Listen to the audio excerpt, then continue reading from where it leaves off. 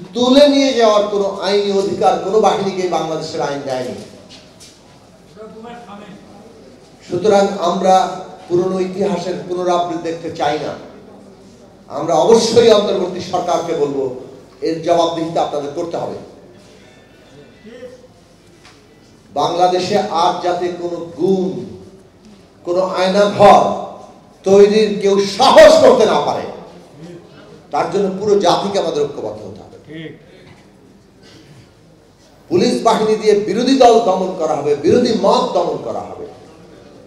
আজকে যে জান ও জবান লেখা হয়েছে, যখন লেখক মুস্তাক আহমেদ কারাগারে নিহত হয়েছিলেন, ডিজিটাল সিকিউরিটি অ্যাক্টে তাকে গ্রেফতার করে নিয়ে যাওয়া হয়েছিল। একজন ব্যাংক লুটেরার বিরুদ্ধে 2 লাইন ছড়া লেখার কারণে তারপর তাকে 6 বার জামিন দিতে অস্বীকার করে তাকে নির্যাতন করে এমন পরিস্থিতিতে ঠেলে দেওয়া হয়েছে যেখানে তার মৃত্যু হয়। আমরা যখন জান এবং জবানের স্বাধীনতার জন্য সভা সমাবেশ করেছি, আমরা দেখলাম সরকারের পক্ষের উকিলরা, সরকারের পক্ষে যারা মোসাহেবি করে এবং জায়েজ করতে চায়, তারা নেমে আসলেন জান ও জবান নাকি সাম্প্রদায়িকতা দোষে দুষ্ট, এই শব্দবন্ধই নাকি সাম্প্রদায়িকতার দোষে দুষ্ট। ভয়ঙ্কর জায়গা। কিভাবে বিভাজন তৈরি করা হয়েছে আমাদের পুরো জনগোষ্ঠীর মধ্যে, এবং এটাকে জায়েজ করা হয়েছে। এই যে অত্যাচার, এই যে নির্যাতন, সেগুলোকে একটা নির্দিষ্ট সাংস্কৃতিক বয়ান দিয়ে, নিজেদের মুক্তিযুদ্ধের চেতনার একটা বয়ান দিয়ে, বাঙালি জাতীয়তাবাদ অথবা ধর্মনিরপেক্ষতার নানান রকম বয়ান দিয়ে তারা করেছেন।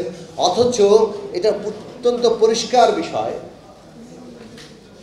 যখন এই কাজটি করা হয়, সে যে পাল্টা ওই সব যাকে ব্যবহার করা হচ্ছে, বাঙালি জাতীয়তাবাদ, ধর্মনিরপেক্ষতা কিংবা অসাম্প্রদায়িকতা, ঠিক তার বিপরীত অবস্থান সে যে গ্রহণ করছে, এইটা সে ভুলিয়ে দিতে চায়।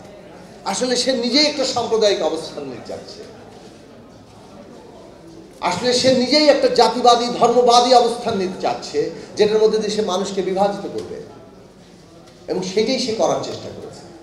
আমাদের খুব করে খেয়াল রাখা দরকার যে বাংলাদেশের আগামী রাষ্ট্রটা যখন গড়ে উঠবে, তখন যাতে এরকম পাল্টা ফ্যাসিবাদী বয়ান তৈরি না হয়, যে এখন কেবল জান জবান চলবে, কিন্তু কেউ যদি বাক স্বাধীনতা বলে কিংবা অন্য কোনো শব্দ ব্যবহার করে, তাকে তখন আর গ্রহণ করা যাবে না। এরকম কোনো অবস্থান যাতে আমরা না নিই, কিংবা এর কোনো রকম প্রবণতা যাতে তৈরি না হয়, সেই জায়গাটাকে পৌঁছাতে হবে। সেই জায়গাটা পৌঁছাতে পারলেই আমরা একটা রাজনৈতিক জনগোষ্ঠী হয়ে উঠতে পারব।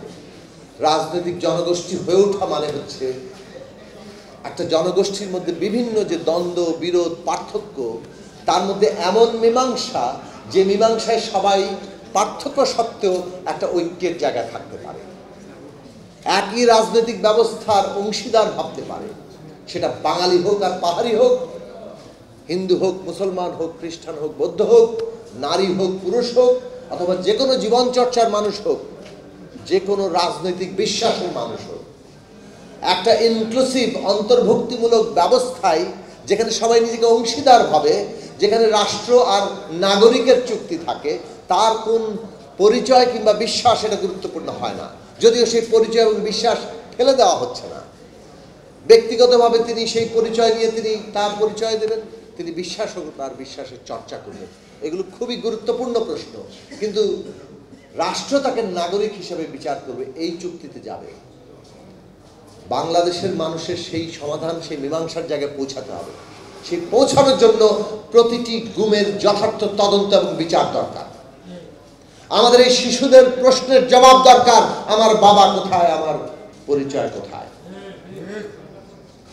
এইটা আমাদের ভবিষ্যৎ রাষ্ট্র নির্মাণের ভিত্তি। এই জন্য বারবার আমরা এই কথাটি বলার চেষ্টা করছি, ন্যায় বিচার হবে আমাদের নতুন বাংলাদেশের যাত্রার অন্যতম ভিত্তি। এই ন্যায় বিচার তৈরি করা দরকার, যাতে বাংলাদেশে আর কোনো শিশুকে এইভাবে তার পিতার জন্য, তার মাতার জন্য কাঁদতে না হয়। সেইটার জন্য আমরা ঐক্যবদ্ধ থাকব, সেই আশা রাখি। এবং সত্যি সত্যি আমরা একটা নতুন রাষ্ট্র নির্মাণের দিকে যেতে পারবো, যার ভিত্তি হবে একটা গণতান্ত্রিক সংবিধান, যার ভিত্তি হবে প্রত্যেক নাগরিকের বেঁচে থাকার অধিকার, অলঙ্ঘনীয় অধিকার।